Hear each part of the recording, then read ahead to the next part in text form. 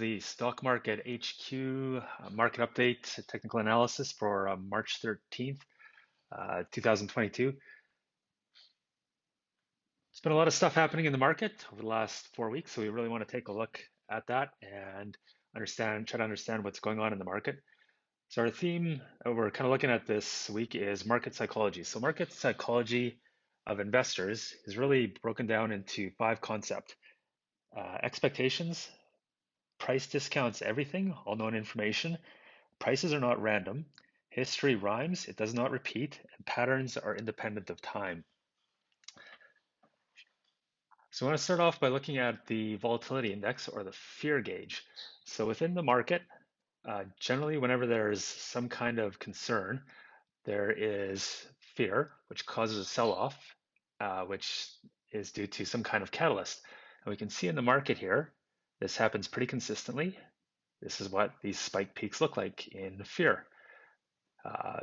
It's December, and we've got the end of January. And then currently over the since March 7th, we've had this move up in volatility as well. So we can see that at the top end, the fear index has been pretty consistent and capped out right around this 34, 35 level.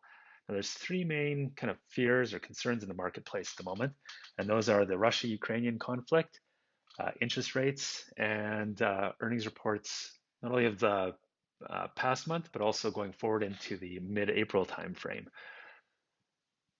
So we can see that generally the spike peaks happen very quickly. They're very steep. This time here is quite significantly different. All this information on those 3 concerns or fears has been well known and telegraphed over the last 2 months. So we can see this move up in volatility or fear has been very slow and very gradual. So that's a change in the market in the market psychology. We want to take that concept and we're going to build on that as we move forward through the charts.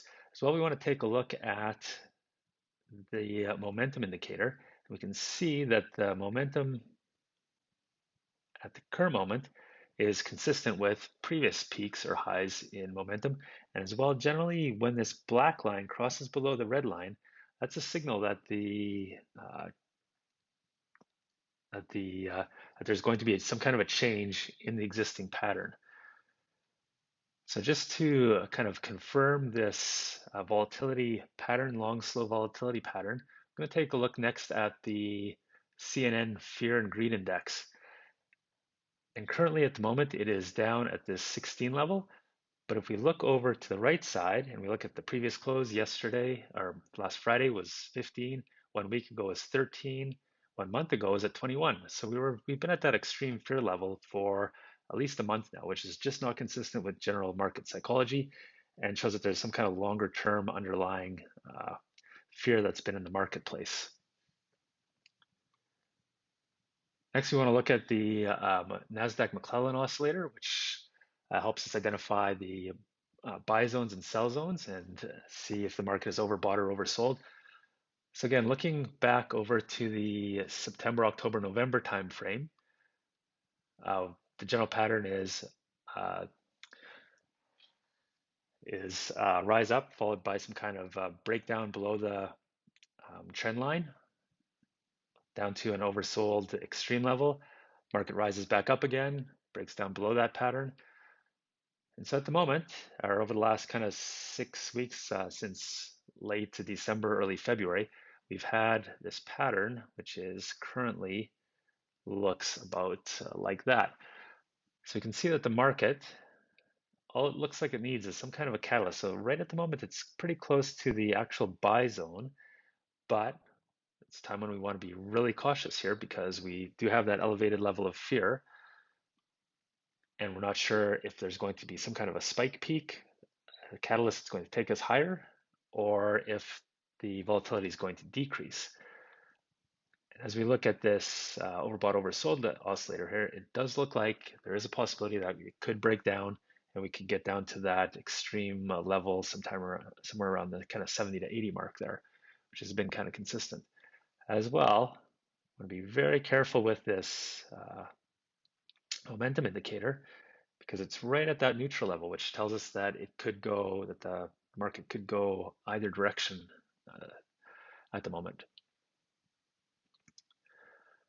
And before moving on to the actual Standard & Poor's 500 chart, we want to look at price patterns or market patterns. So this is what's called a descending triangle with a breakout up. So the market has a series of lower highs.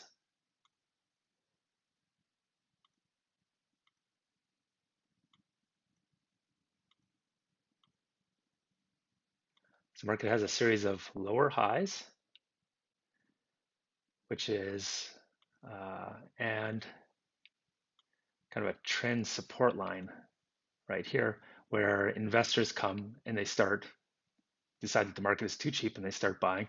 And eventually what happens is there's a breakout above the downtrend line and the market starts to move upwards.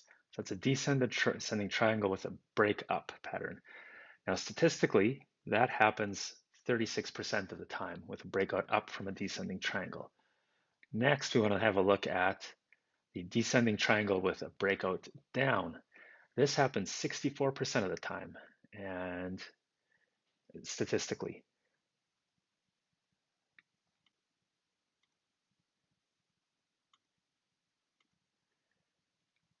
So again, what happens here is that there's a breakdown below the support line, and the stock or the market moves down, followed by a move back up to the support line before finally breaking down again. And again, once again, that happens 64% of the time when this pattern develops. So just keep those two patterns in mind. If you have to, feel free to rewind, have a look as we take a look at the Standard & Poor's 500 index. So what we want to do first, looking at this chart, is we want to identify this pattern. So we can do this kind of one of two ways. We can either set up this chart somewhere, or this support line right around here, possibly a little bit lower. It would have to be kind of a thick line or considered a zone, I guess, where we've got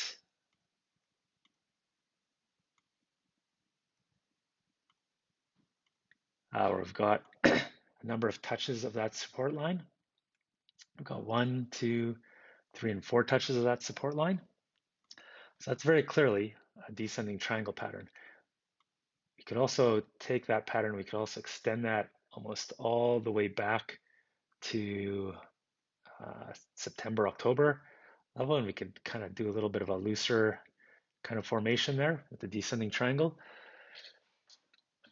So as you can see, we are like right almost in that apex of the market either breaking up, breaking down from that descending triangle pattern, or breaking up out of that descending triangle pattern.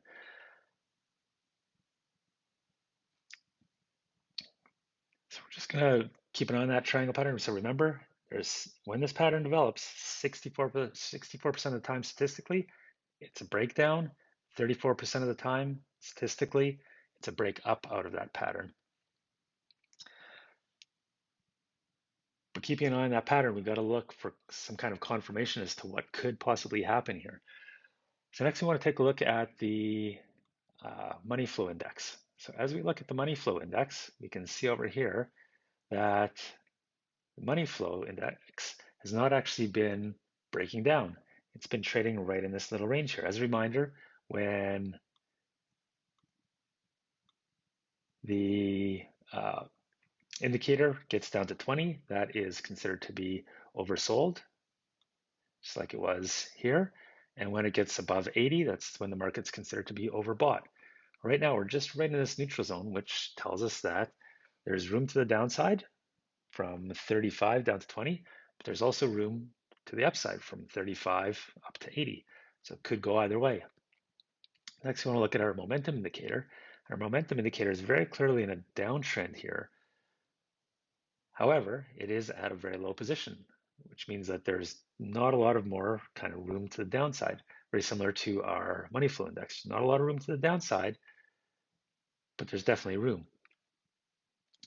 Next, we want to take a look at our on-balance volume. And the on-balance volume tells us whether institutions are buying or selling shares. And very clearly, the institutions have been distributing or kind of selling shares off, reducing risk.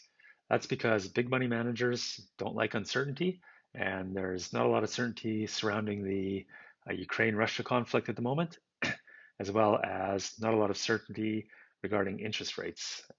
And almost all that uncertainty has been driven by speculation and by news headlines.